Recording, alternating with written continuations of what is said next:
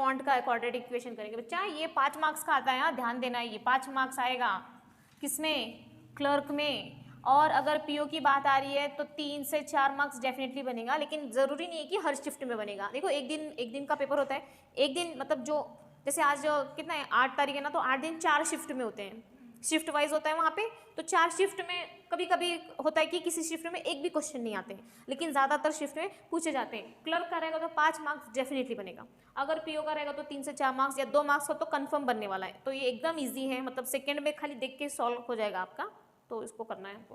Quadratic equation इसको बोला जाता है। देखो आपने स्कूल में पढ़ा होगा ऐसा, द्विघातीय समीकरण समथिंग इक्वल टू 0 आता है, पढ़ा होगा ना ऐसा 10th में।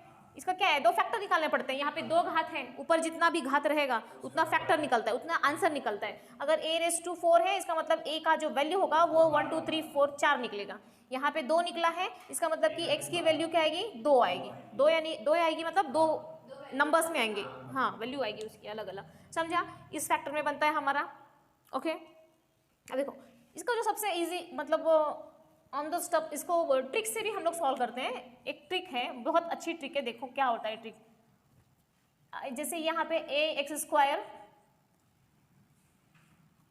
Plus bx plus c equal to 0 आया, इसका मतलब यहाँ पे दो वैल्यू आएगी, x की 2 वैल्यू आने वाली है। यहाँ पे x इक्वल टू कुछ आने वाला है, x इक्वल टू कुछ आने वाला है। लेकिन जब हम रियल में क्वेश्चंस करते हैं तो उसमें क्या होता है, वहाँ पे एक तो x का वैल्यू निकालना पड़ता है और दूसरा हमको y का वैल्यू निकालना पड़ता है। ऐसा दिया होता है ना बेटा, ये तो ax निकला है, दूसरा देखो ऐसा रहता है 4x² minus 2x plus 3 equal to 0, ऐसा रहता है ना, केवल x के फॉर्म में रहता है। फिर और कुछ रहने वाला है y के फॉर्म में, 5y² minus 2y equal to 6 minus 6 equal to 0, ऐसा होता है ना। मतलब ये x की वैल्यू यहाँ पे आ गई, यहाँ पे y की वैल्यू हमको निकालनी है। यानी कि ये समीकरण, इक्वेशन समीकरण जिसको बोलते हैं, पहले इसको सॉल्व करके इसका वैल्यू निकालना पड़ता है, फिर इसको सॉल्व करके इसका वैल्यू निकालना पड़ता है। तो यहाँ पे x के 2 वैल्यू निकलेंगे, फिर y के 2 वैल्यू निकलेंगे, राइट।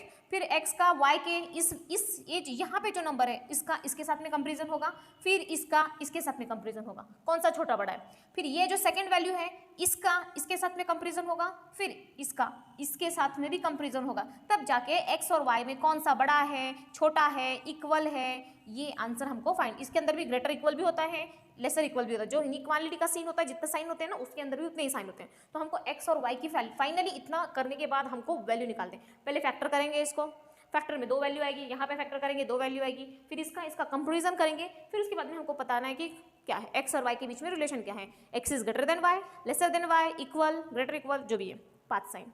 क्लियर है, समझ में आया क्वाड्रेटिक क्या होता है, तो ये होता है। अब इसमें देखो सिंपल ट्रिक क्या है, एकदम आपको पेन नहीं उठाना है, पेंसिल नहीं उठाना है, बस आंसर करना है।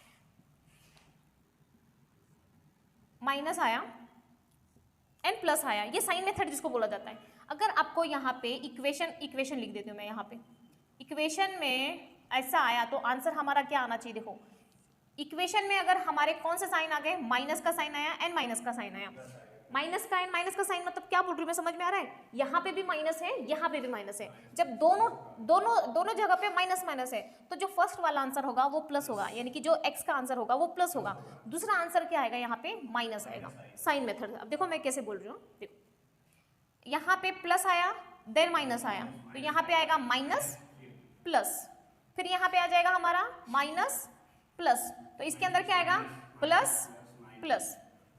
थोड़ा ये याद कर लो, हो जाएगा। देखो माइनस माइनस है तो प्लस माइनस, प्लस माइनस है माइनस प्लस, माइनस प्लस रहा, दोनों में दोनों का जो वैल्यू आएगा x का और y का, ये x की वैल्यू है और दूसरी y की वैल्यू है।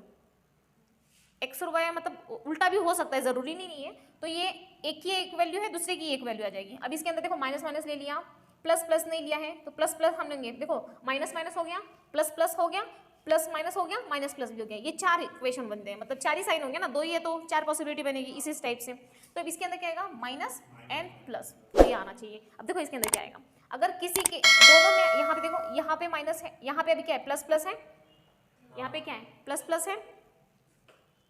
जब प्लस प्लस रहेगा तो इसका दो जो वैल्यू बनेगा, एक माइनस में होगा, दूसरा क्या आएगा, प्लस में आएगा। इसका दो जो वैल्यू निकलेगा, एक माइनस में आएगा और एक प्लस में आएगा। अब उसी तरफ से हम y की भी वैल्यू निकालेंगे, फिर उसका दोनों का कंपैरिजन करेंगे।